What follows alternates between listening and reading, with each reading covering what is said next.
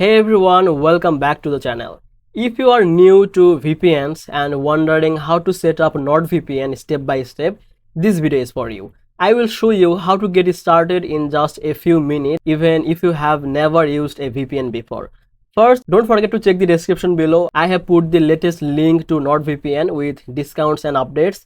If anything changes, I will update it there. Alright, let's begin.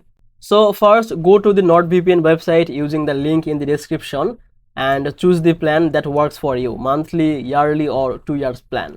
Once you sign up and create your account with email and password, then just download this app for your device or maybe your browser. You can get it on Windows, Mac, Android, iPhone and even some smart TVs. Now open the app and log in with your new account. So on the main screen you will see a big map with a lot of countries. These are all the places you can connect to. So you can either click on the country and you can choose the list to connect. For example, if you click on USA, it will connect you to a server in United States and boom, you are now protected.